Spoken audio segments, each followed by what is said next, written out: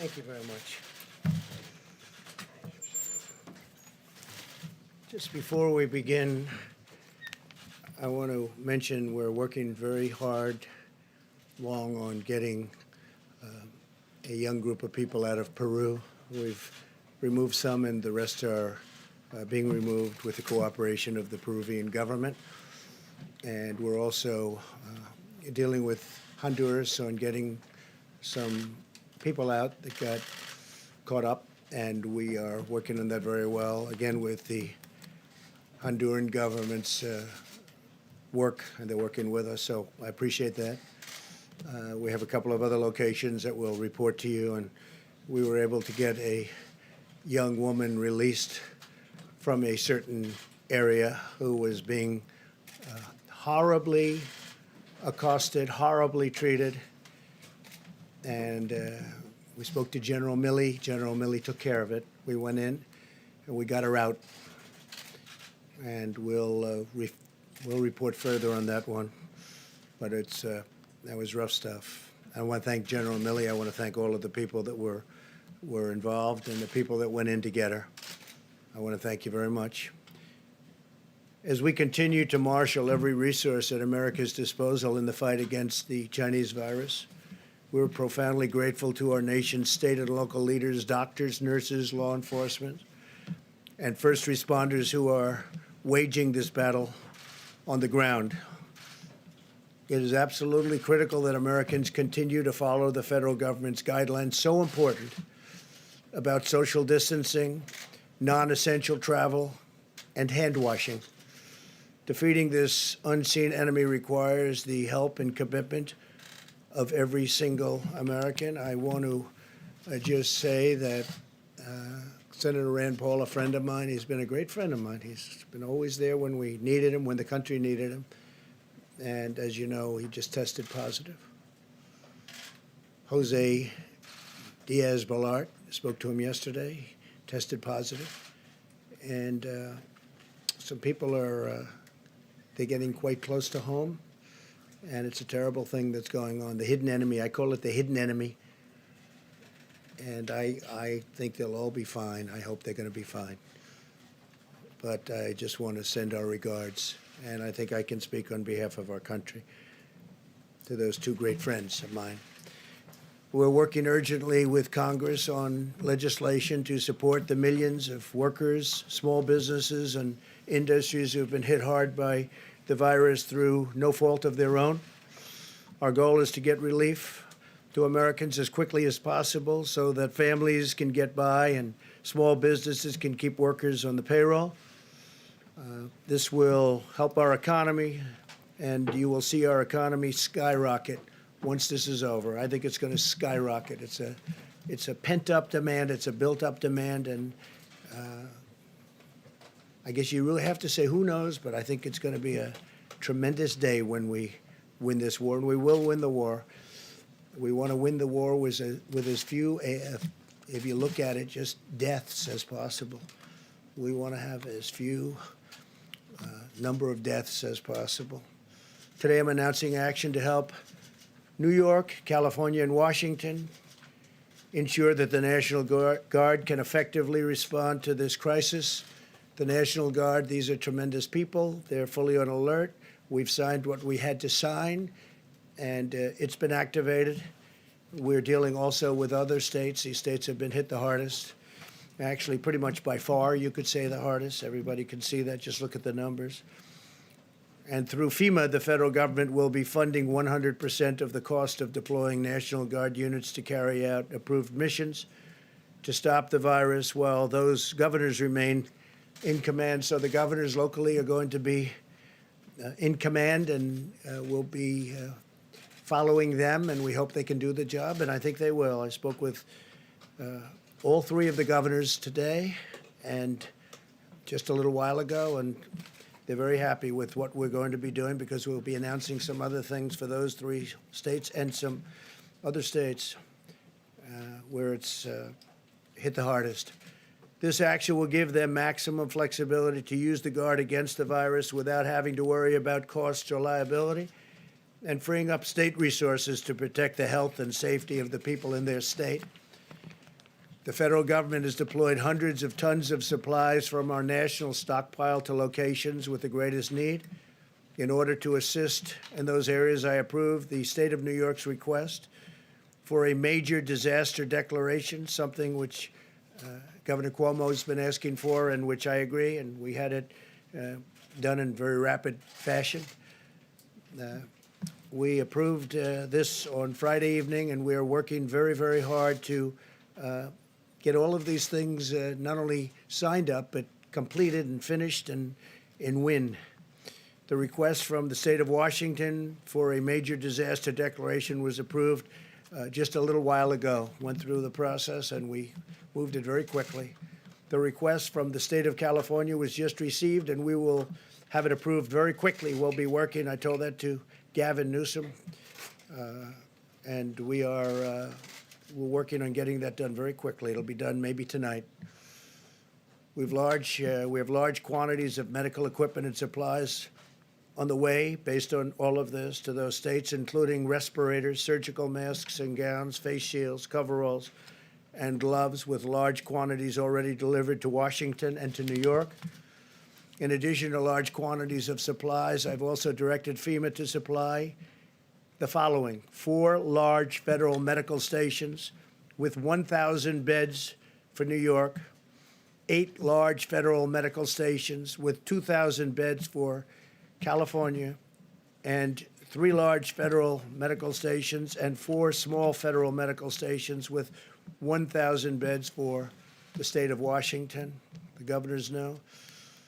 The supplies en route to California and New York will be delivered within the next 48 hours. In addition, the naval hospital ship, the USNS Mercy, it's incredible ships. These 2 ships are incredible, one on the West Coast, one on the East Coast, will be deployed to Los Angeles to add emergency surge medical capacity, and they have a tremendous capacity. They are really something. I will say that if you look at some of the things we've been doing, and now those numbers have gone up, and just to be a little bit more exacting, we've done a presidential approval for requests for major disaster declaration for the state of New York, approval of Title 32 National Guard activation for the state of New York. We're providing all of this at no cost to the governor. I spoke with Governor Cuomo. He's working hard. We're all working hard together. The relationship has really been amazing. But it also enables the governor to provide robust National Guard support to the state. And the 25%, we're going to be waiving that, the 25% cost. We're picking up, we'll be coordinating, and they'll be doing something with very special people. Mission assignment of the U.S. Army Corps of Engineers to provide support to build out alternate care sites. They're doing various alternate care sites, which have now been designated by New York. 4 large federal medical stations of 1,000 beds. These are very complex places, actually, with great equipment and great people. Strategic National Stockpile Order, and this is as of a number of days ago, so far delivered to New York, and this is the 19th. We had the N95 respirators, 186,416 delivered. We've delivered 444,078 surgical masks. Many have been delivered since then. Face shields, we've delivered 84,560 face shields. Surgical gowns, 68,944 to New York. Coveralls, 352. Gloves, 245,486. Also to New York, in terms of what's been delivered just since then, the numbers are quite large, and we have tremendous numbers of companies also making equipment. For the state of Washington, we've delivered 369,000 N95 respirators, 507,406 surgical masks. And this is as of about 3 days ago. Face shields, 63,788 face shields. Surgical gowns, 107,850. Gloves, 240,376. And we have many, many things pending. It's actually not pending. They're being fabricated. They're being made, and they're moving.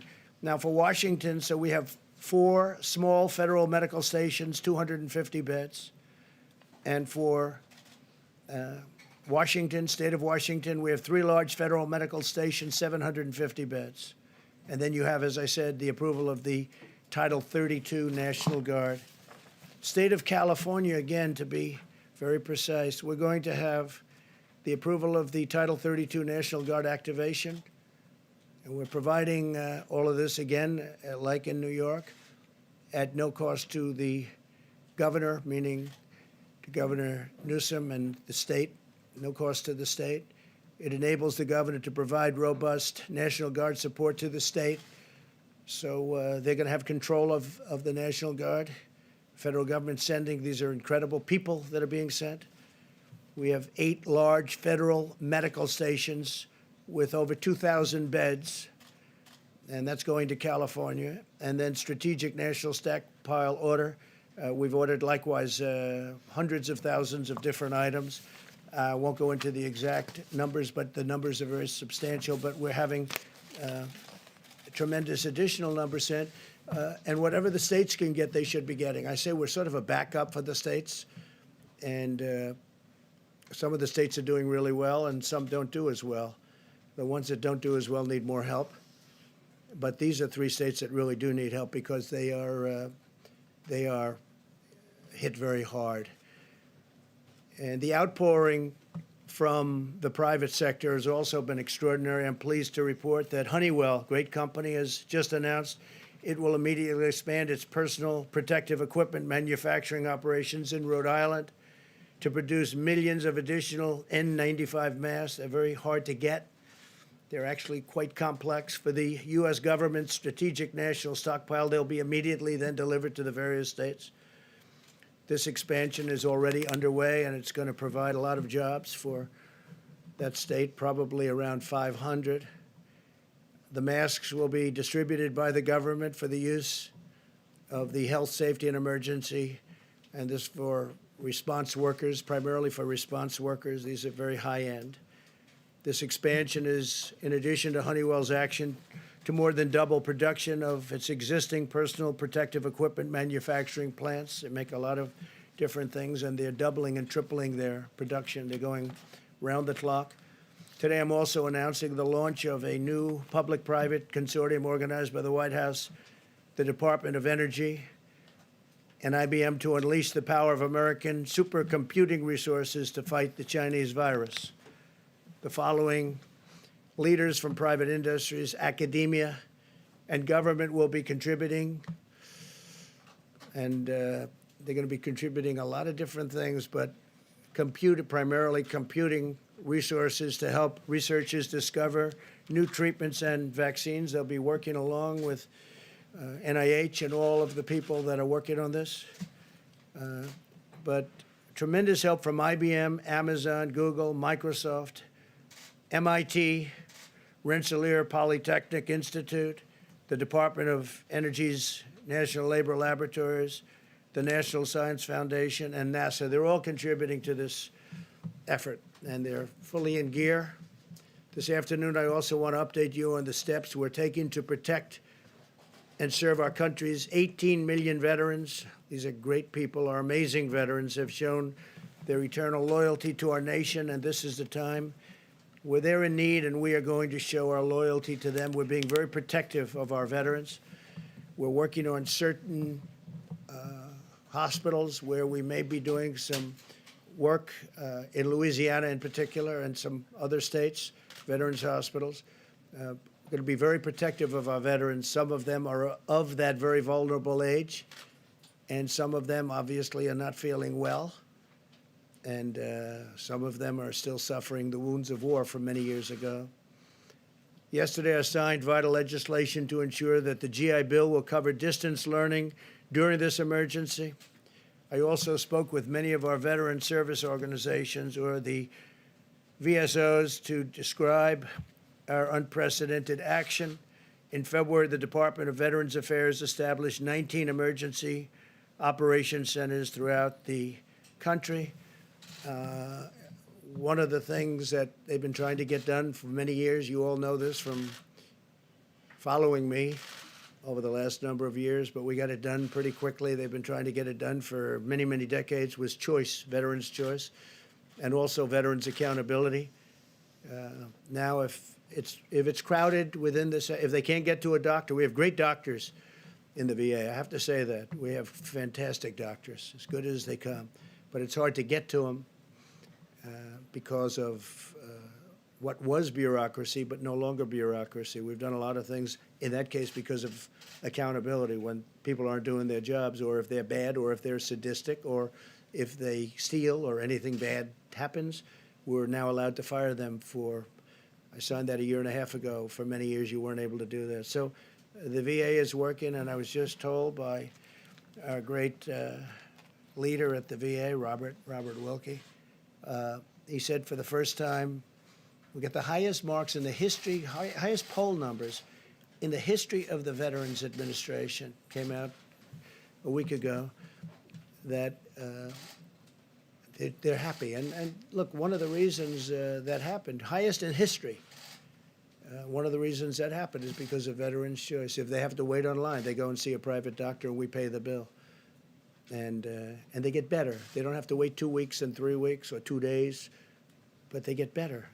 And a lot of times they waited so long that they would have a problem and it would end up being terminal because they couldn't get the kind of treatment that they deserve. So highest poll numbers, highest approval numbers in the history of the VA. I was just given that information yesterday. We restricted visitors' access to 135 veteran community living centers, which house nearly 8,000 veterans with chronic medical conditions, so that we limit their exposure to the virus. We want to totally take care of our veterans, and that's what we're doing. The VA has canceled most elective medical and surgical procedures. They're delaying them till after this is gone, after we've won. We began providing life-saving care to patients who had symptoms across the 171 VA medical centers nationwide. That's a big deal. Under my administration, the VA has also been a leader in expanding telehealth. Telehealth is becoming a bigger and bigger factor in medicine. This month, we have taken bold action to cut through the red tape and make telehealth available for millions more Americans during this crisis. They can speak to a doctor from the safety of their home rather than risk becoming infected or making a tremendously long trip, when, frankly, you'll speak to a great doctor right from your home. It's happening, telehealth. We're very much at the forefront of that, too. We're very proud of it. And it also takes a big burden off our system. We continue to accelerate the development of safe and effective vaccines. We're also aggressively investigating a number of antiviral therapies and treatments to determine their potential in reducing the severity and duration of the symptoms. And you know how I feel, because how I feel is on Tuesday, they're going to be starting it on Tuesday morning. And we're going to have some medications delivered that we're going to see if they work. They certainly are effective in other ways, and they are safe from the standpoint is that they're not killing people. We're not going to have that. So a lot of great things have been happening in that regard. I just want to finish, and then we're going to ask a couple of people to say a few words that have been so much in the forefront of this incredible job that we've all been given. But I want to say that I know that this is a challenging time for all Americans.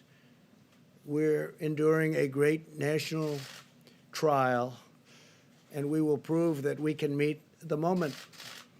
I want to assure the American people that we're doing everything we can each day to confront and ultimately defeat this horrible, invisible enemy. We're at war. In a true sense, we're at war, and we're fighting an invisible enemy. Think of that.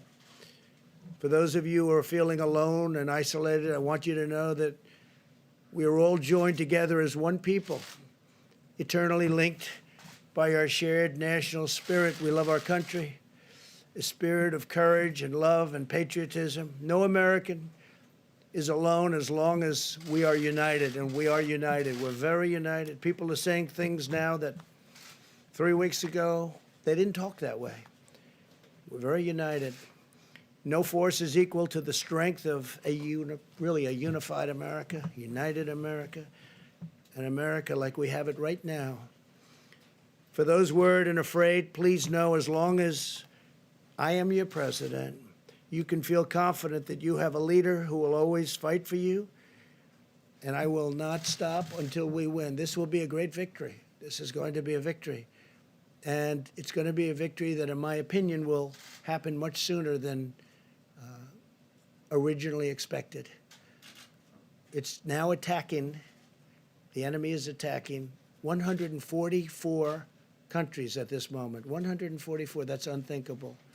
There's never been anything like this. And it's vicious. It is vicious. Some people recover well, and some people have a hard time. We all know that. But we will be totally victorious. We will then get our economy up to a level that it was, and in my opinion, beyond, because that will be a pent-up demand. There is a pent-up demand, and a lot of great things will happen. But I'm very proud of our country. I'm very proud. I'm very proud to be your president, and it's just something that's just, you're very special people. So thank you very, very much. And I'm going to ask, if I might, a combination of Pete. Why don't you start off? Okay, please. Thank you, Mr. President. Thank you. Just a little bit about what we're doing in Washington, California, and New York.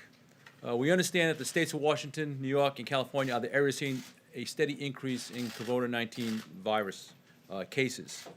In order to assist with additional needs identified in those areas, the state of New York was approved for a major disaster and declaration this morning. Washington State was also approved earlier today. California submitted their request, and the President will consider it immediately.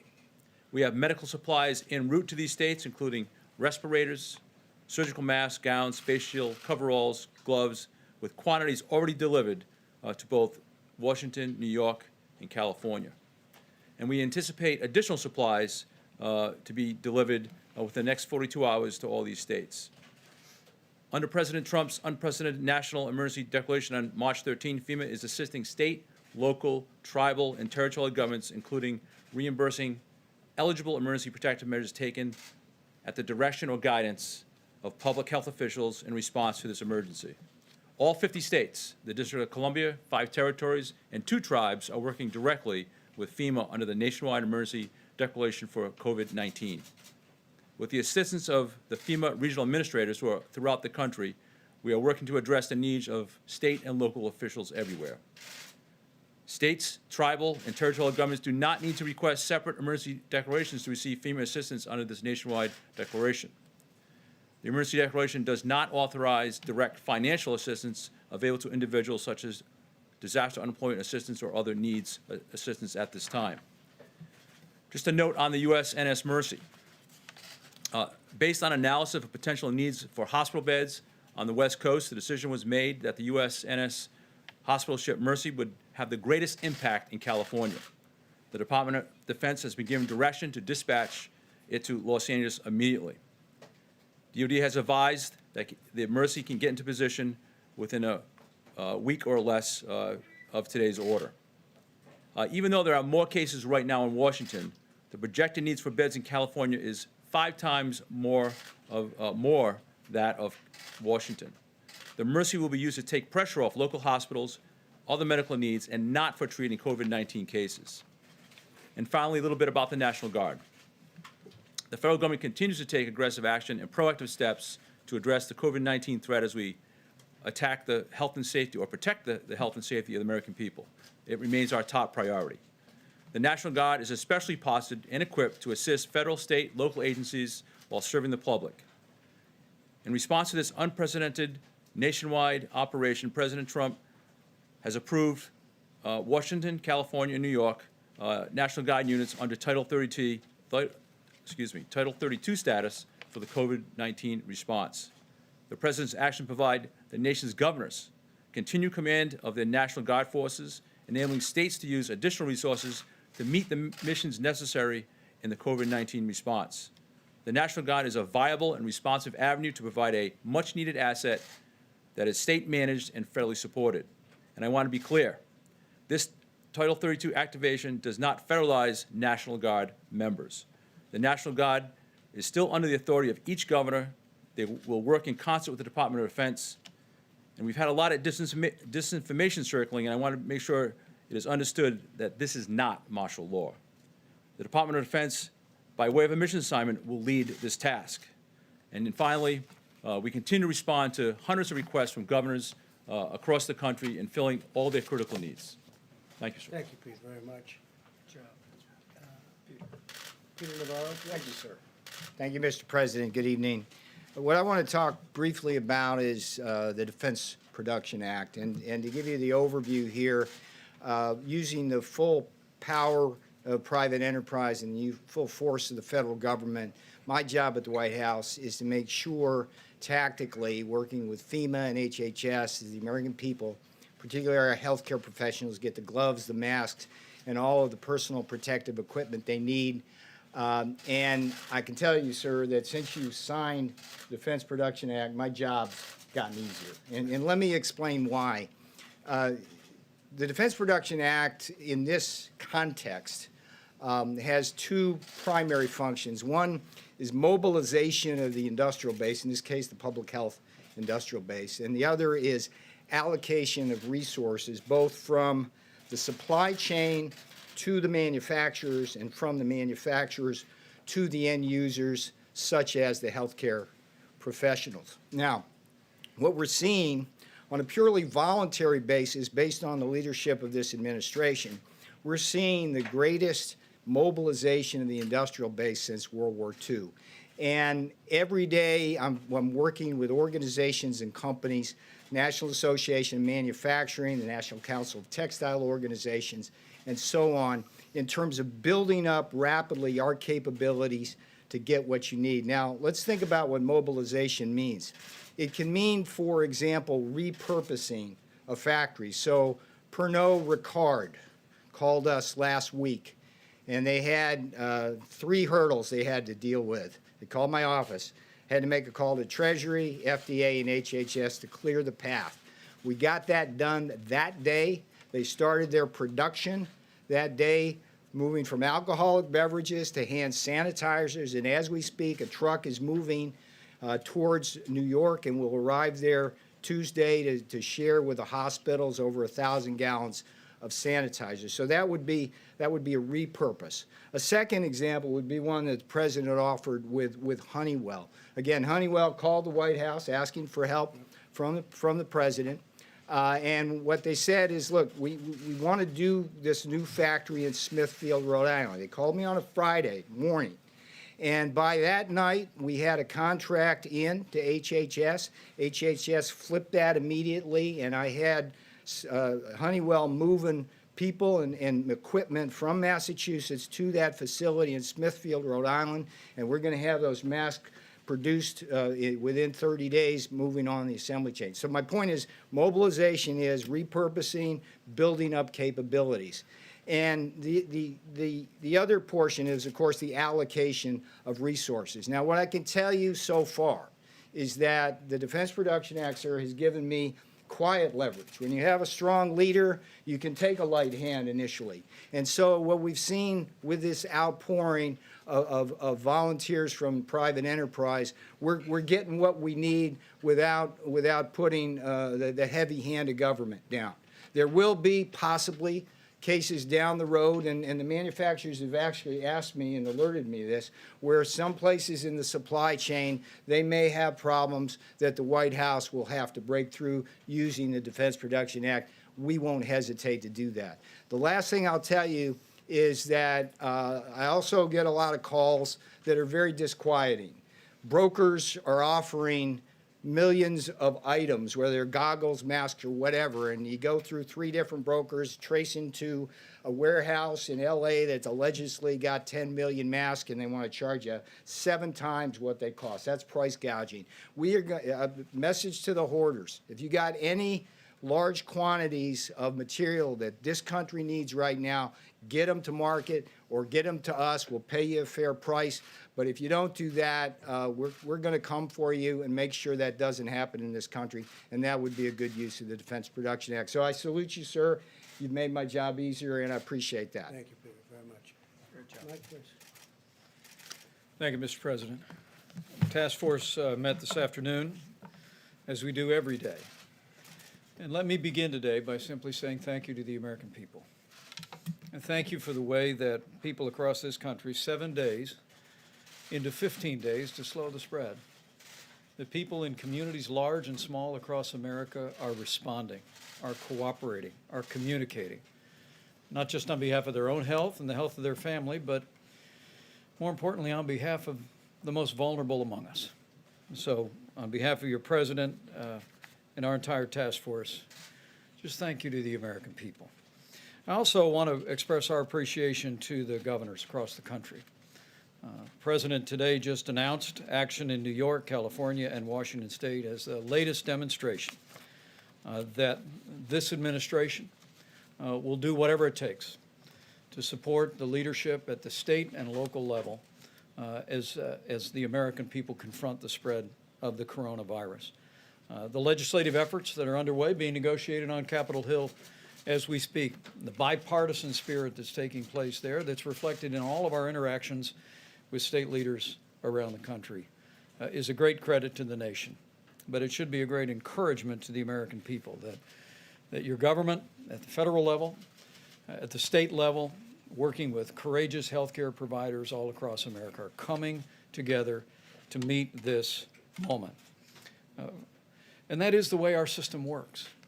It's extremely important that the American people recognize that one of the things that makes America different is that we have a system of federalism, and that by putting FEMA in the lead, the president has emphasized that our response to the coronavirus is in the anthem of FEMA, it is locally executed, state managed, and federally supported. We want the people on the ground, the decision makers, to have what they need. We want states to be able to manage the unique circumstances in their states. And whether it be the legislation moving through the Congress or the efforts the president announced today, major disaster declarations, Title 32 on the National Guard, resources flowing, hospital beds flowing, we're going to continue to make sure that our states have what they need to meet this moment. Our task force continues to focus on the priorities the president's given us. They are testing, mitigation, and supplies. And on the subject of testing, as is evident to people across the country, testing is more and more available every single day. We'll be detailing tomorrow from this podium the progress that we are making on tests. At this day's reporting, 254,000 Americans have been tested and received results in coronavirus tests, with slightly more than 30,000 actually testing positive. There's a bit of an encouraging word in that for every American. Remember, everyone that's being tested now, with the exception of our healthcare workers, are people that have symptoms that make them think they may have the coronavirus.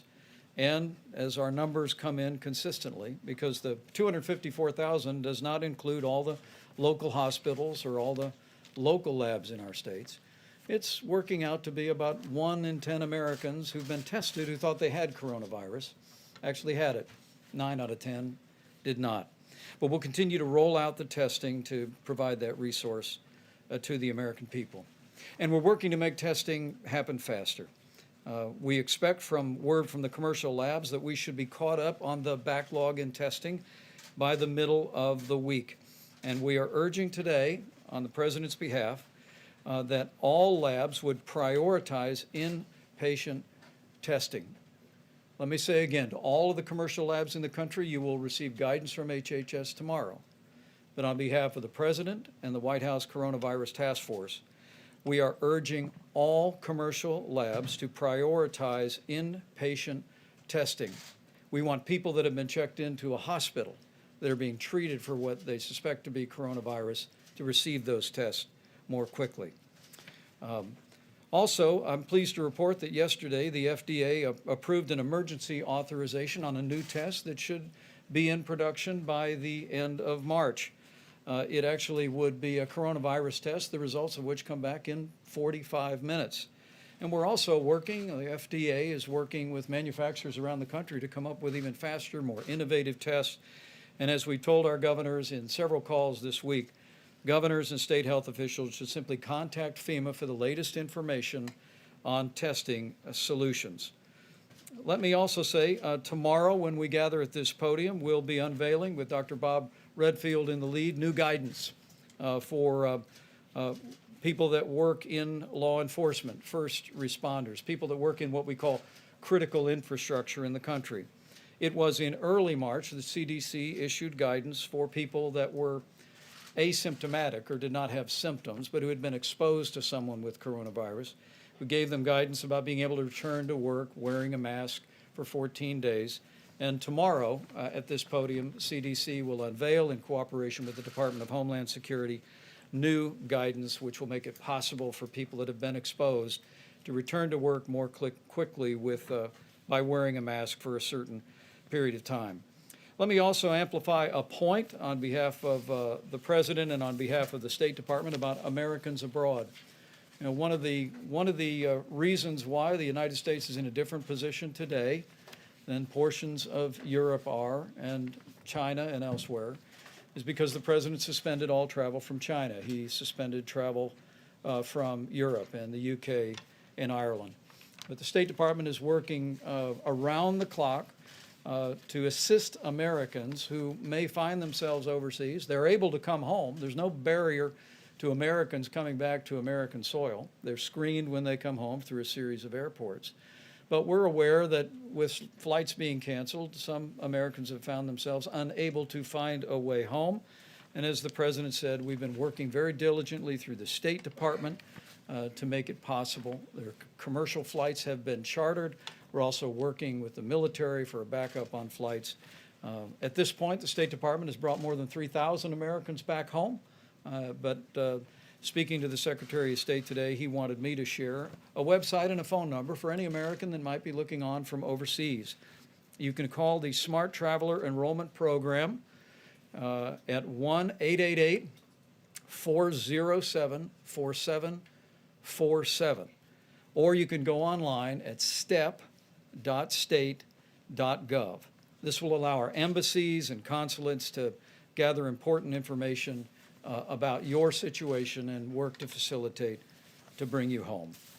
Let me say finally, as I began, let me close. As the chairman or the leader of this White House Coronavirus Task Force, we are 7 days into 15 days, and the American people are responding. Because as we speak about supplies, as we speak about testing, the most important thing every American can do is heed the guidance and the direction from your state and local officials, particularly in areas where we have widespread coronavirus infections. But for every American putting into practice these measures that the President alluded to at the very beginning of his remarks is a way that we can do this, America. That we can lessen the magnitude of the coronavirus in our country with the cooperation, compassion, generosity, and prayers of the American people. We can slow the spread, we can protect the most vulnerable, and we can heal our land. So let's do it, America. Thank you, Mike, very much. Thank you. Thank you very much, Mike. So just a couple of little things that will take some questions. Maybe you will have some, maybe you won't. That'll be a shock. It will shock the American public. But I have to say on the testing, if this works out, and we think it might, the new test will be a very simple one, much easier than the existing test, which is quite complex and not a lot of fun to take. And this will be a game changer. But remember, we inherited a broken, obsolete system. It was good for a small number of people, but not good for the millions of people that we're talking about. And we've made this into a system that no matter where you go in the world, that's where they're going. That's what they want to do. That's how they're going to be doing it should something like this happen again. So our people have done a fantastic job, really a fantastic job. And I hope the new test works out. We'll know fairly soon, I think, Doctor. We're going to be knowing about that fairly soon. Hopefully it'll check out or test out. And we certainly are looking forward to that. That will be a very simple test by comparison. Won't be unpleasant at all. And one other thing, the ships. So we have the Mercy, and it's going to California, as you know. That's on the West Coast now. And you have a sister ship that's essentially a twin. They're incredible. I mean, they're incredible ships. I've seen it. I've seen one of them, and they are unbelievable what they can do and the capacity. Many operating rooms, you know, they're wartime ships. They're meant for war. Many, many operating rooms, stainless steel. These rooms are as good as there is anywhere in the nation, actually. I spoke with Governor Cuomo. We had a great conversation today, a number of conversations, actually. He's working very hard. And we are going to be bringing that ship that's called the Comfort. So you have the Mercy and the Comfort. The Comfort's on the East Coast.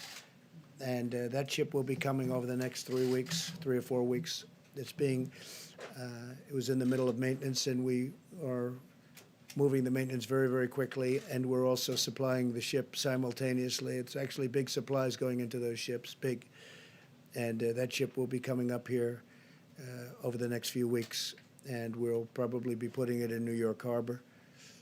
And we're making arrangements for that also as to where it's going to be docked. So you have the Mercy and you have the Comfort. They'll be coming up.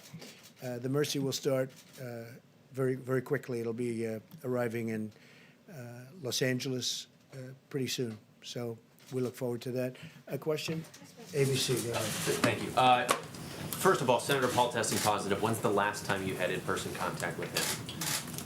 Gee, I think it was quite a while ago. I don't But know. also, It's been a long time. On top of Senator Paul, now 4 senators are in isolation, and the rules say that in order to vote, they have Who to are be they, there. please? Who are they?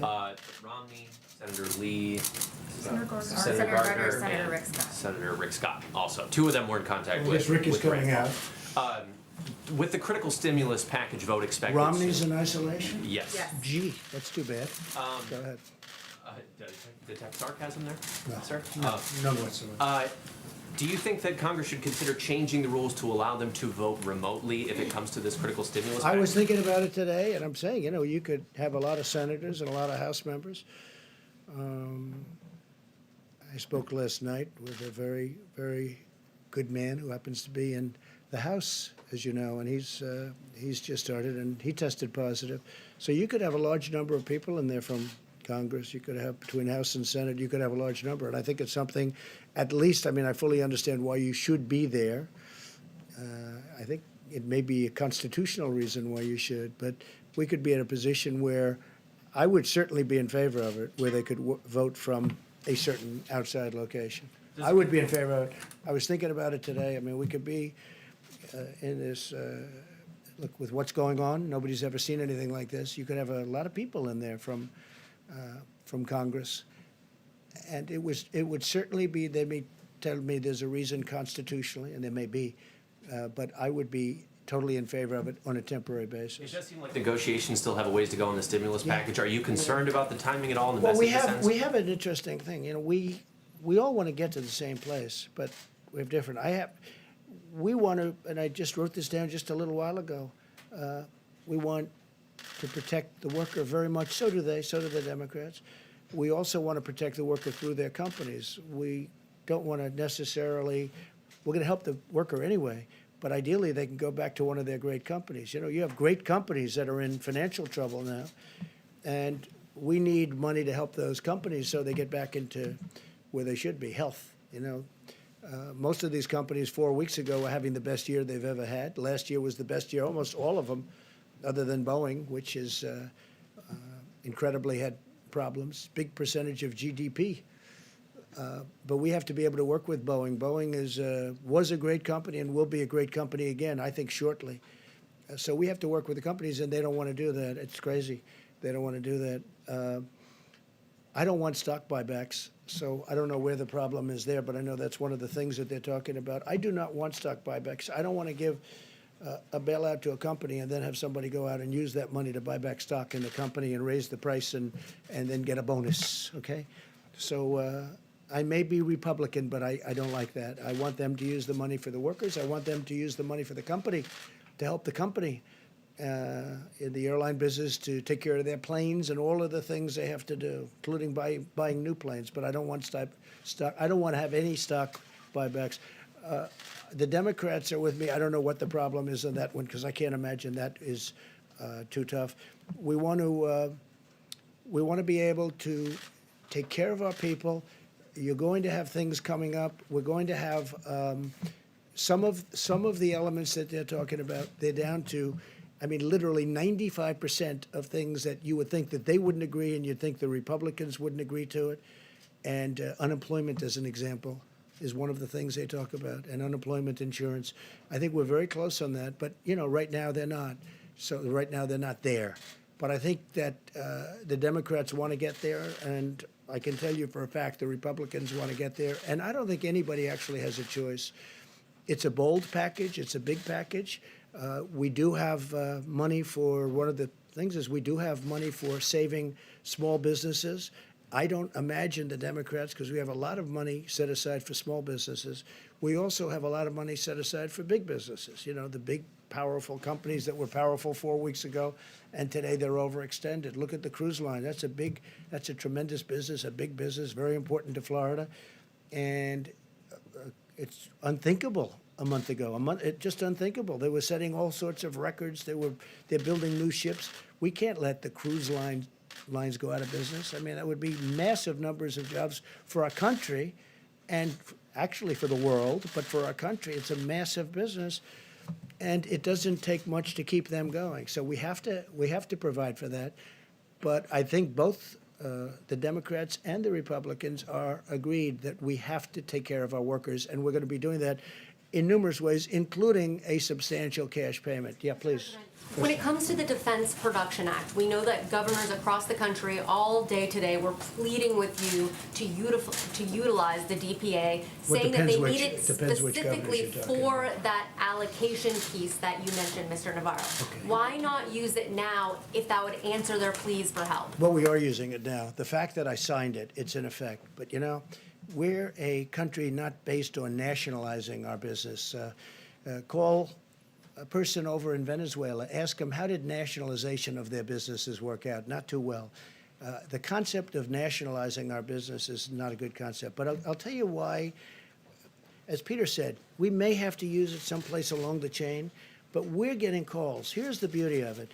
If we go out and we want, let's say, masks, we don't know who to call on masks, but Hanes, who makes things of cotton, various elements, lots of things, it's a great company, they called us and they said, we're going to make millions of masks. We got a call today from 3M. There's a big article today, the head of 3M. They're going to make tremendous products, and they're more or less in that business. And if they're not, like, for instance, General Motors spoke to us, Ford spoke to us about doing ventilators. The beauty is they're calling us. If you go the national route, nationalization route, we're going to tell a company to make a ventilator. They don't even know what a ventilator is. In the case of one company, they used to make them years ago, and they know how to make them. It's a very complex piece of equipment, frankly. So what we're doing is, I think Peter said it maybe better than anybody's going to say it. We have the threat of doing it if we need it. We may have to use it somewhere along the supply chain in a minor way.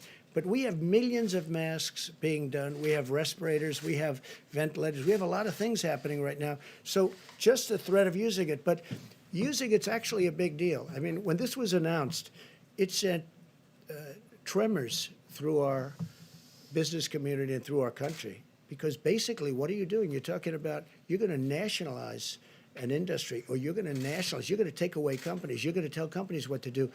The truth is, most people, nobody would know where to start. There are companies out there that you wouldn't think of that have called us that say, we can do ventilators. We used to do them years ago, and they can do them in large quantities.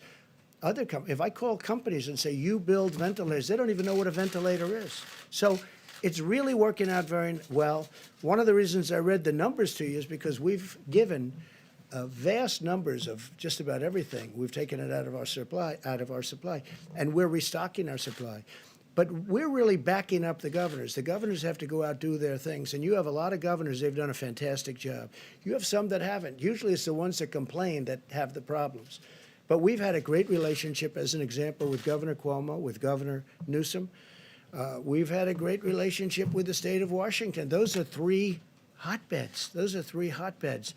Now, we're also dealing with other states. As the Admiral said yesterday, we're dealing with all of the states, actually, in one form or another. Some are very affected in a very minor way, where you have 2 people or 3 people, and I don't even mean deaths, I mean literally cases.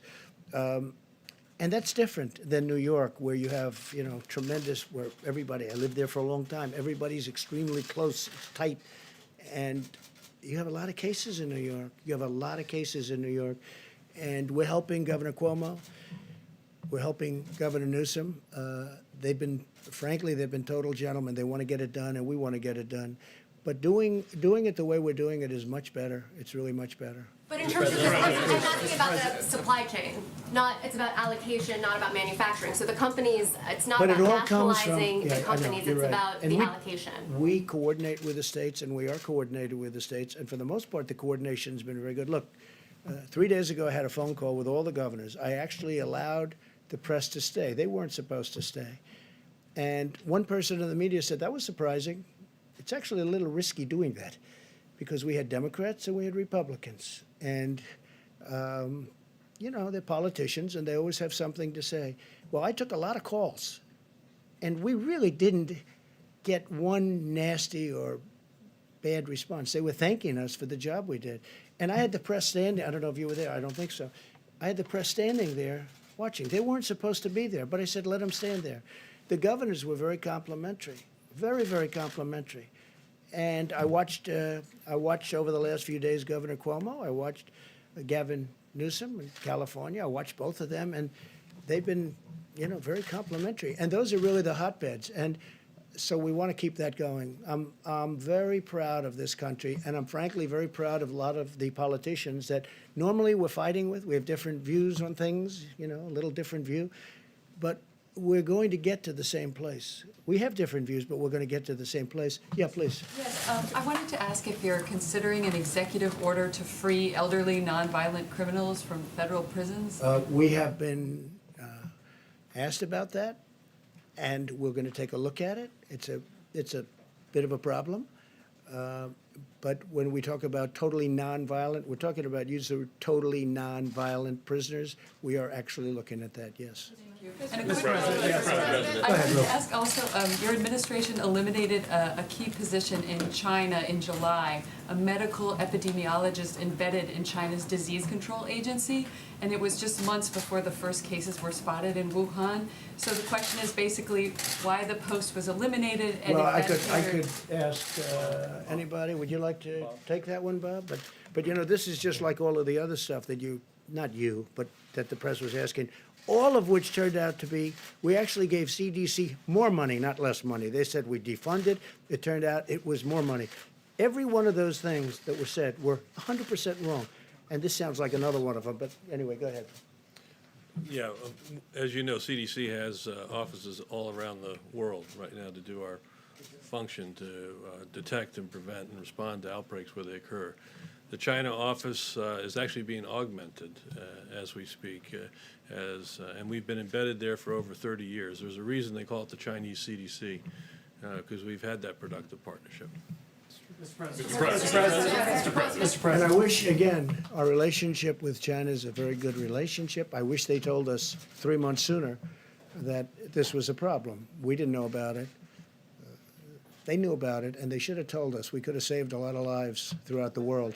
If you look at what's happening in Italy and Spain and a lot of other countries, we could have saved a lot of lives throughout the world. Kelly? Mr. President, given the diagnosis for Senator Paul and people being self-quarantined, what concerns do you have about the direct threat to the function of the Senate, the ability to get this important package that people are waiting for passed? And should Americans be expecting you to extend the 15 days, given the climate of how this is spreading at this point? Well, I hope we won't have to. It's possible, but we'll have to see how that works. As far as the Senate is concerned, we are looking at some of the folks are feeling very good. Some are quarantined, but they're negative. It may be totally fine, okay? Others are positive. We're just finding this now for the first time. I mean, over the last 2 days, we found that. Do you see it as a threat to the aid package that Americans are waiting for? No, I don't see any threats at all. Honestly, I don't see any threats at all. It'll all work out. It is a question, and a very good question, I thought, that we are considering. Now, I don't know if you can do it constitutionally, but we are considering letting people vote, senators, congressmen and women, vote from a separate location, from a outside, namely a hospital or a home, depending on where they are. So we are looking at that. It's a little trickier question, most people would believe, but we are looking at that very strongly. Mr. President, speaking of the Senate, I think Kelly was kind of alluding to it. While we've been up here, they weren't able to get the 60 votes to move the package for the cloture vote. I'm just curious, just your reaction to that, sir. And then, what is Mitch McConnell telling you and Secretary Mnuchin? Well, we're dealing with them all the time, and we're dealing with Mitch. We're dealing with the other side. Everybody wants to get there. We'll see what happens. I think you'll get there. It's to me, it's not very complicated. We have to help the worker. We have to save the companies, because as soon as we're finished with this war, it's not a battle, it's a war. As soon as we're finished with this war, our country is going to bounce back like you've never seen before. But we have to get it to that position, and we have to make sure that those companies are whole, that they haven't been disbanded. Because if you do that, it's going to take much longer. So in a way, it's being penny wise if you don't. But we want to help the worker. We want to help the companies that the workers come from. Because if those companies go out of business, and that includes small businesses, we have a tremendous amount of small business work in there, you know that. Once they go out and they don't come back, that's a much longer period of building. You mentioned off the top, sir, I apologize. There was a woman that was an American that was she being tortured? What was going on there, sir? Bad things were happening to her in a certain country, and we're really under the feeling that we should keep it somewhat private until she's already been freed. And I have to tell you, General Milley and his people were unbelievable. They were not playing games. General Milley does not play games. He's a very interesting guy. They got her out. They got her out of a certain country where she was seriously abused, accosted, and whatever the maximum word is, other than death, that happened. But we got her out, and she's okay, and she's back with her parents. Can I ask you one last question, sir? It's something I've just been curious about. Previous crises like the tsunami, Katrina, past presidents, they've called their predecessors and said, hey, I need you to step in, do something like that. Do you have any interest in reaching out to Presidents Bush, Obama, Clinton, Carter, or talking to them? I'm just curious if that's something you would consider or not. Look, I have the best people in the world. I think we're doing an extraordinary job. If you look at, let's say, the H1N1, you look at that was a disaster. That was a tough period of time for our country. You look at so many other things that weren't handled very well, whether it's Katrina or something else. Look, I respect everybody, but I feel I have an incredible team, and I think we're doing an incredible job. When you look at the job we're doing, and all you have to do is look at the approval numbers on the job we're doing, I think we're doing an incredible job. So I don't want to disturb them, bother them. I don't think I'm going to learn much. And, I guess you could say that there's probably a natural inclination not to call.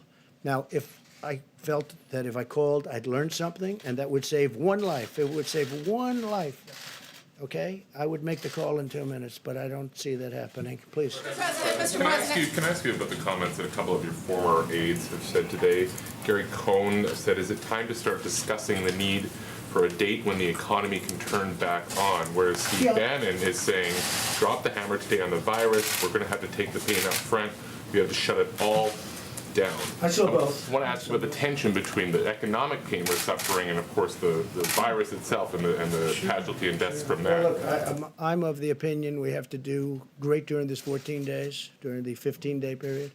We'll know at the end of 14 days, pretty much, we're going to have a pretty good idea how we're doing.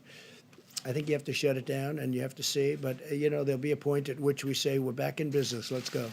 You that those point two is coming sooner. statements are not mutually exclusive, you understand. I saw both of them today. Well, I think And they Steve- sort of- Steve they Bannon's arguing intermesh. for more of a shutdown Well, than we are now. he's calling for a faster, just a brutal shutdown, and then open up maybe a little bit faster. So, there's that fine line. Look, we did a big shutdown when we wouldn't allow people from China that could have been very seriously infected, when we cut that off very early. And then we cut Europe off very early, as you know. So that was also very When do you early. start opening Main Street Well, back I up? can't tell you that. What I have to say is that I think we're going to have good results. I think the American people have been amazing. I think our stimulus package will get done, and it will be a tremendous package. We're really not, I mean, they may not have gotten those votes, but they're very close to getting a deal done. So I'd be surprised if they didn't. And if they don't, I think, frankly, the American people will be very upset with the Democrats because the Republicans are ready to approve a deal. So the only reason a deal couldn't get done is pure politics. Yes, please. Mr. President, despite your differences with New York City Mayor Bill de Blasio, he says that the city is going to run out of basic hospital supplies by April. How do you prevent New York City from becoming the next Italy? Well, he should have, the hospital systems in various places. Some have been stocked and ready to go for nothing for this, nothing. This is beyond anything that anybody ever thought possible. I think you could really say this. Nobody can really doctor. Nobody can really say, oh, gee, this will happen. This is a very unique, and hopefully it will be unique for, many, many centuries, for a long time. Hopefully we don't see this again. But again, the systems are supposed to be ready, willing, and able. They're supposed to be ready to go. We are helping them a lot, and I have great love for New York City, and I have great love for New York State, and we're going to help them a lot. I mean, I was just saying, we're sending our ships up there. We're sending more than just this ship. We may be using, if we need, we'll be using some of the cruise ships that you've been reading about. We'll be using them also because they're very immediate and very quick. They can be there very quickly. We have good docking systems in the places that we're talking about. So we may be using some of the cruise liners that we're talking about. But no, I mean, I think Bill de Blasio is working very hard. I think he's trying very hard. It's a tough situation for him and every mayor because nobody's ever seen the scale. When you hear you've given millions of masks and you've given hundreds of thousands of masks in a certain short period of time, and then you hear they need many, many more. One of the things they have started with respect to masks is the sterilization process. Some are really, it works very well. Others aren't really set up that way. You throw them out. But we have a sterilization process that's working very hard. Speaking of that, hand sanitizers, when you asked the question on the companies and what's going on, we have many companies now. Companies that made whiskey, that made alcohol, they've now gone very quickly into the hand sanitizers and all of, you've been reading about 3 or 4 big companies. We're doing incredibly well on that. There was no way if you took the existing companies that something like that could happen. But it happens almost, they'll call Peter Navarro or they'll call somebody. In one case, they called me. They said, we can do this, we can do that. We've had a lot of those calls where companies want to, there's a company in New Hampshire, a great company, they want to make ventilators. I'd never thought of them for ventilators, but they do make metal equipment and things out of metal. They'll be great. They'll make a great product. So, Peter, I think you're seeing a lot of that, right? Yes, sir. Because we have to save some of these great companies. They can be great companies literally in a matter of weeks. We have to save them. Yeah, please. Thank you, Mr. President, can I go back to your announcement at the top about the National Guard and then also the medical structures that are going to be built? Okay, so you had said that there would be 8 large medical structures that will be built in California with more than 2,000 beds. And then I think I heard you say there would be 4 small medical structures in the state of Washington with 250 beds. And could you say what cities and areas those are going to be in specifically?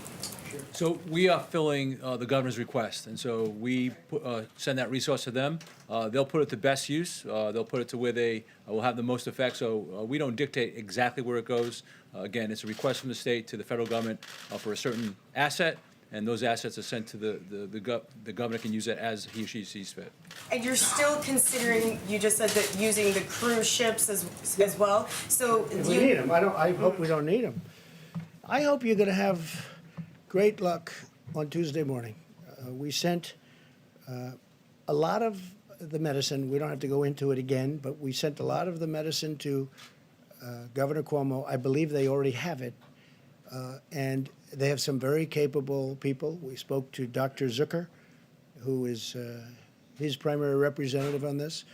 And we spoke to the governor himself. And I think he's excited about it like I'm excited about it. Now, will it work? I think it has a really good chance. I think it's worthwhile.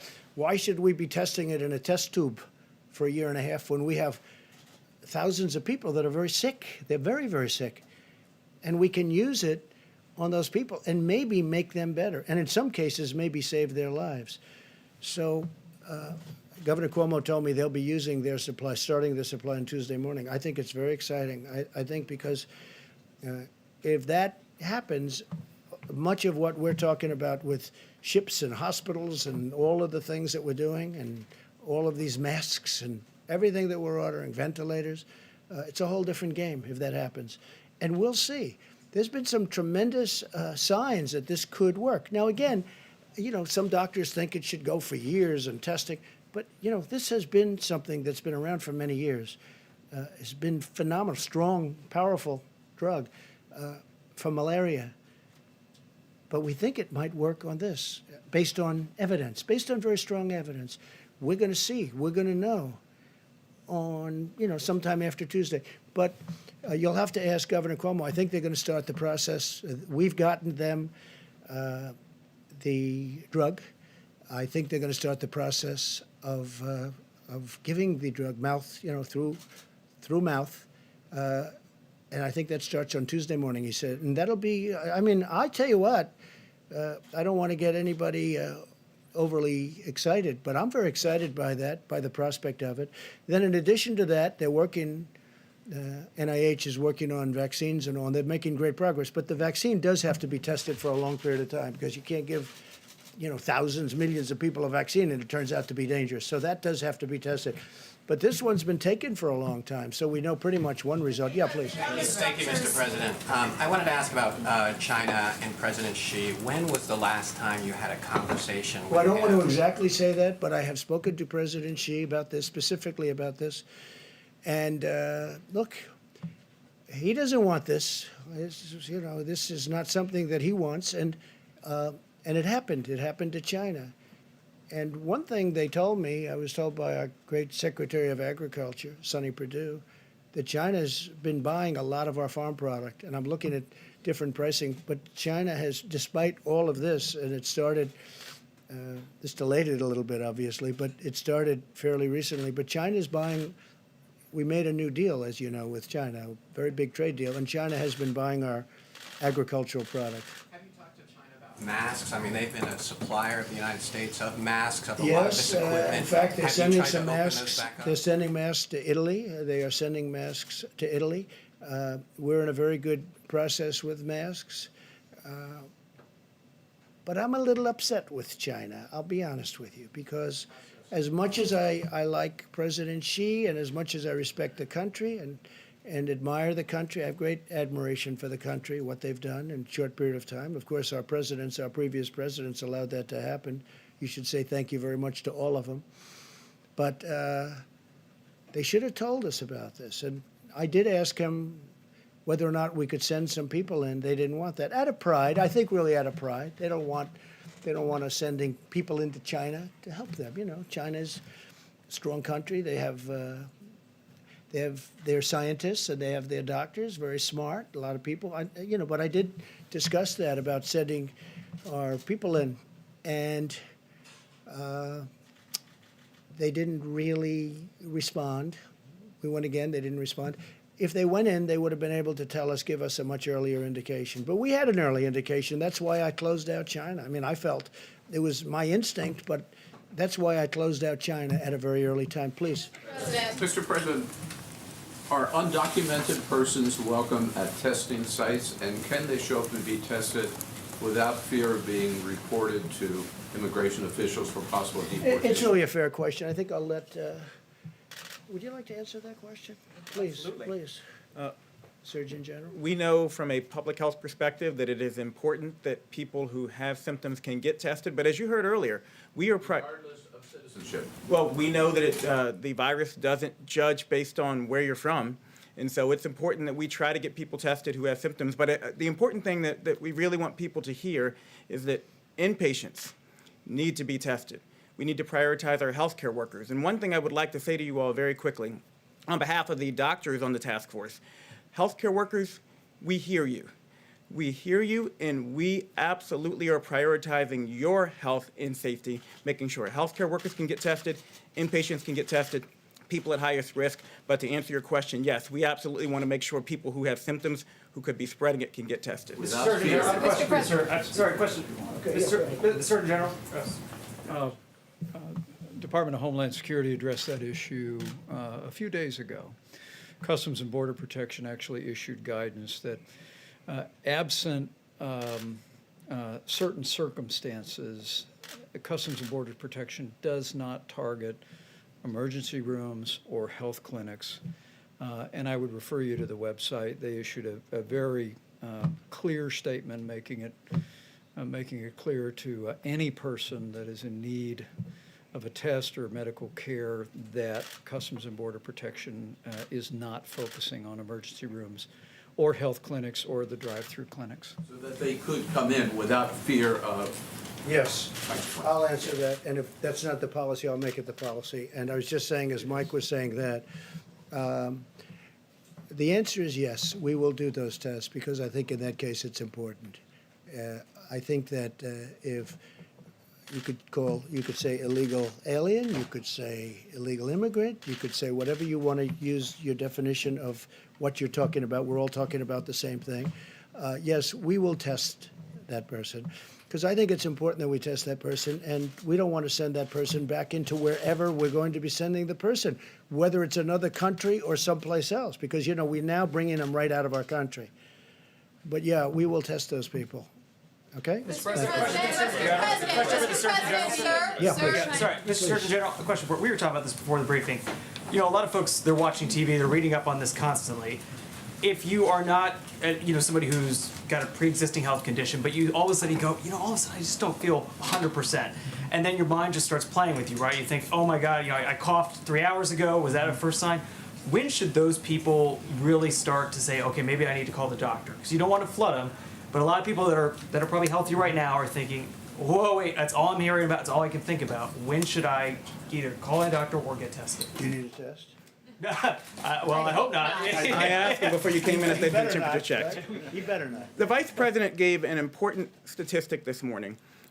Only 10% of the people who have symptoms who've been tested actually tested positive for coronavirus, meaning 9 out of 10 people who actually likely had symptoms do not have the coronavirus. So I want people to understand that so that they are reassured. I also want to direct people to a website we've been telling them about all the time, coronavirus.gov.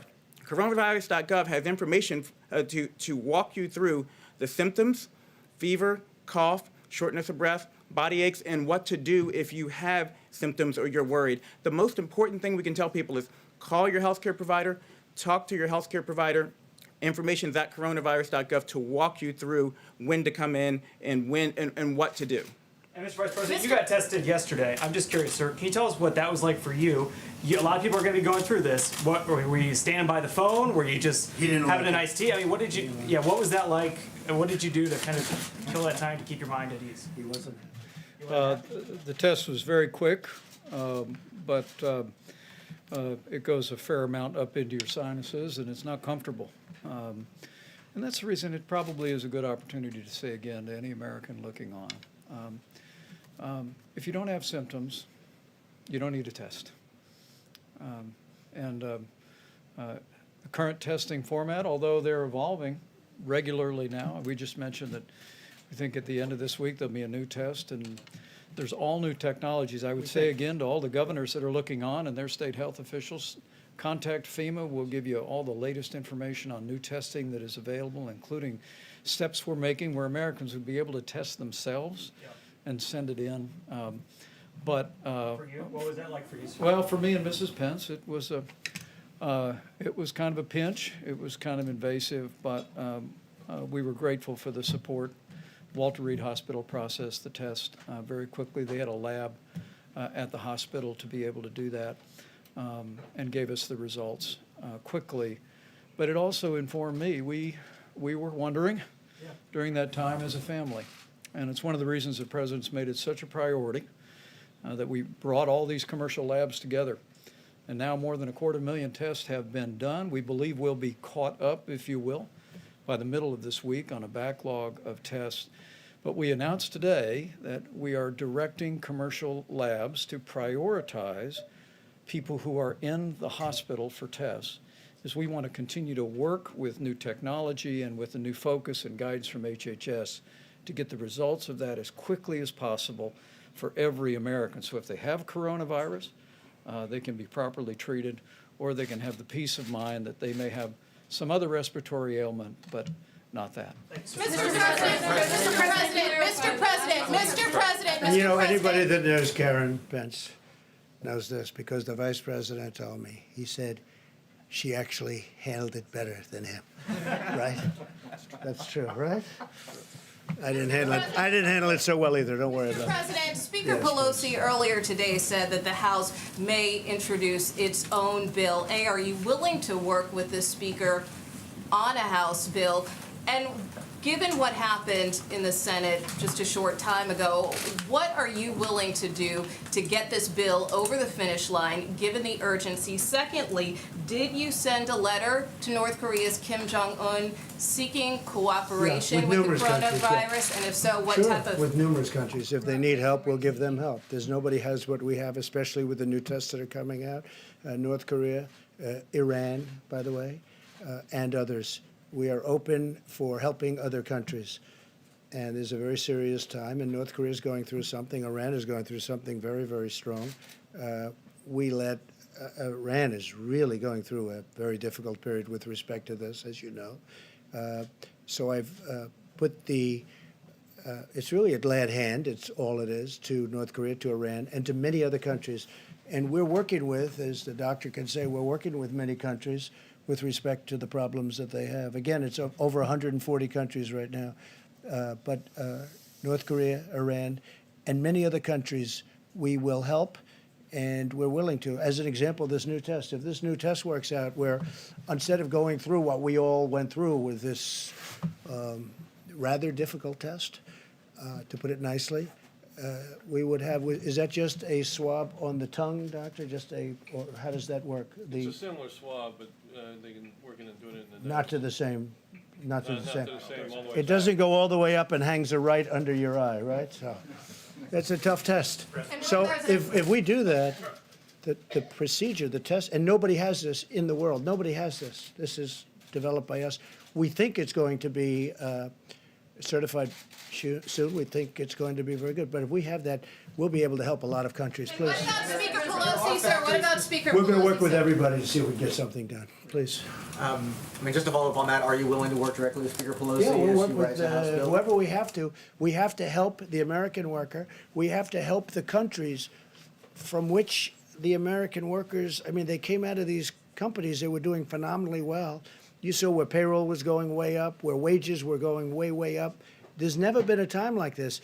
We can't lose those companies, and we want the worker to be happy. And we're being, I think, more generous than anybody's ever been. We want to take care of the worker, but we want to make sure that when we win the war, it's only a question of, it's when, not if.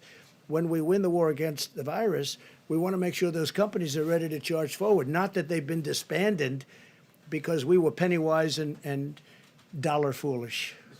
There are factories around the world that produce medical protective equipment that are used in European hospitals. They've been certified for use at the highest level in European hospitals. Is the FDA and your administration willing to look at a waiver for that equipment to be sold from those factories? Well, we were asked that question a little while ago, and the answer is we may, but we may not need it.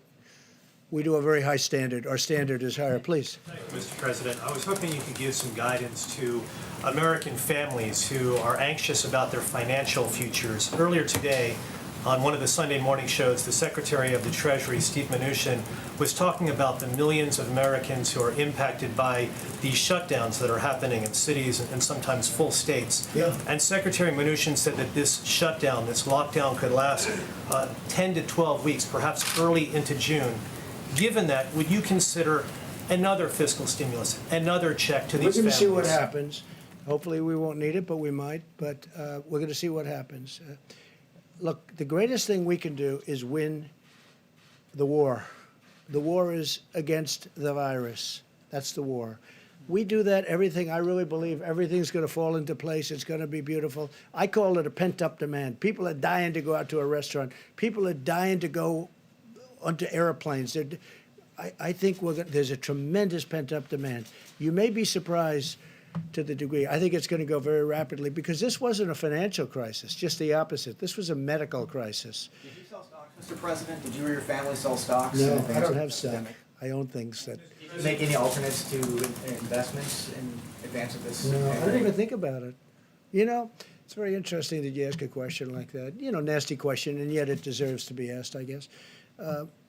What I've done by deciding to run, I knew this the first day. I said, if I win, it's going to cost a lot of money.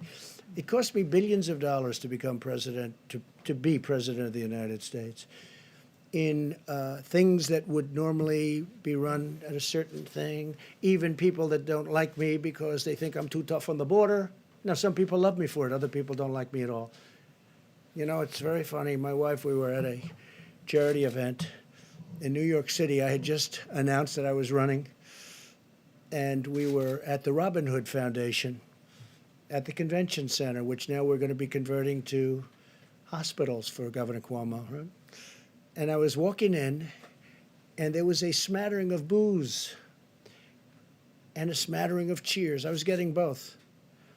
And our very popular First Lady, she's turned out to be a very popular, people have great respect for her, but a very popular First Lady said to me, that's strange.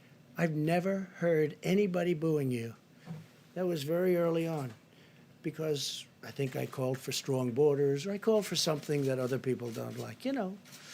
And I knew this would happen. I knew it was going to happen.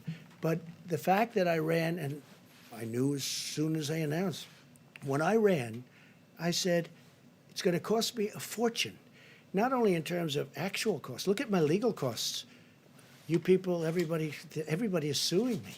I'm being sued by people that I never even heard of. I'm being sued all over the place. I'm doing very well, but it's unfair. But I'll say this, in terms of running for president, and I don't think rich people, Michael Bloomberg spent now is determined almost $1 billion, and look what happened. I think it's very hard for rich people to run for office. It's far more costly. It's just it's a very tough thing. Now, with all of that being said, I'm so glad I've done it because, you know, there are a lot of rich people around, got a lot of rich friends, but they can't help and they can't do what I've done in terms of helping this country. We are doing things. We got sidetracked by the invisible enemy, but you know when you look at what we've done, I said before with the veterans, with all of the things we've done, especially choice, but when you look at all of accountability, when you look at all of the things that we've done, rebuilding the military, the tax cuts, which thank goodness we had the tax cuts because we had cushion. Oh, without that, this would have been catastrophic. We had a big cushion. I mean, with all of the losses that you've seen in the stock market, we're basically back, and with this horrible thing, if this would have happened before, you would have had nothing left. This was all cushion. But I will say that it cost me billions of dollars to be president, and especially with all the money I could have made for the last 3-4 years, and I didn't because I was being president. I have no interest in it. I'm allowed to. You know, I don't know if you know, George Washington, they say, he was a rich man, supposedly, relatively rich. And he ran the presidency, and he also ran his business. They say he had 2 desks. Nobody complained until I came along. I got elected as a rich person, but nobody complained until I came along. So it cost me billions of dollars to be president, and I am so happy I did it. Because who cares? Who cares? I'm really happy with the job we're doing.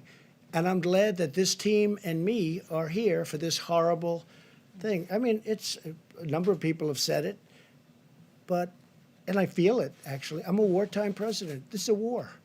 This is a war, different kind of a war than we've ever had. And when you look at the economics of the war, in the past, we used to stimulate to get people jobs. Now we're stimulating to protect people because we don't want them to work, because we want them to stay away from each other. We don't want them to gather, social gathering. So we're paying billions of dollars more than that so that they don't gather. Because we have to defeat this virus, and we will. But it cost me billions and billions of dollars to be president, and I am so happy I did it. Mr. President, can I ask about foreign countries, please? I realize that your priority is to Americans and, of course, this nation.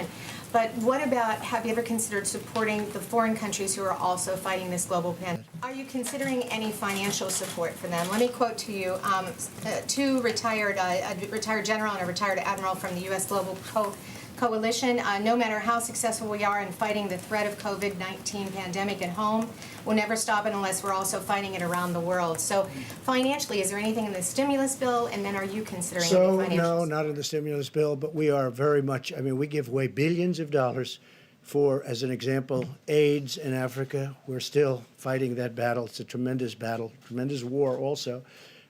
But we're fighting it here, as you know, in 10 years. Now it's 8 years because I started it. Should have been started before, long before I got here, because they had the answer even before. But we're fighting that battle. We'll be AIDS-free in approximately 8 years. It looks like that is going to happen. We're spending a lot of money, but we're spending a lot of money with other countries. If you look at the aid that we give to other countries, we give billions and billions and billions of dollars to other countries. And a lot of times I say, you know, we could save a lot of money. We shouldn't have. And then they come in. I say, what's it used for? It's used to fight malaria. It's in countries that are very poor.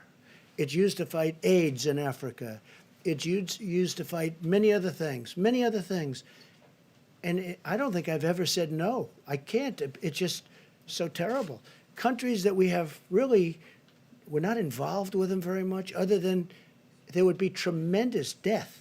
Tremendous death. I mean, you can get a list, and I could get you a list. We give away billions of dollars to other countries, and we are giving away a lot in terms of everything, and probably we'll end up economically doing something for other countries. But when I'm presented with these lists that, yes, sir, in Africa we're fighting AIDS or we're fighting something else, I tell you what, I start off by saying, you know, we could save a lot of money, and then by the time they walk those lists into my office, I say, we have to keep doing that. That's humanity you're talking. How about one more question? Yes, please. Thank you. I wanted to ask you about the states that have not yet issued stay-at-home orders.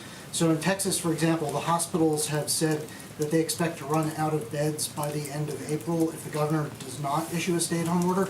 Dallas County just announced an order. It's not well, uniform. States have to call. That's a great governor. You're talking about Greg Abbott in Texas, and he's a great governor, and he knows what he's doing. A lot of the areas that he's talking about, a lot of the counties he's talking about are not very strongly affected. You know, it's a very different kind of a place and a great place. But I have total confidence in Governor Greg Abbott. So you're okay with the lack of uniformity between yeah, sure, states because and every within state the is states? different. Every state's different. I mean, Idaho, West Virginia, Iowa, Nebraska are much different than New York, than California, Los Angeles as an example, or San Francisco. They're much different. I mean, it's much different.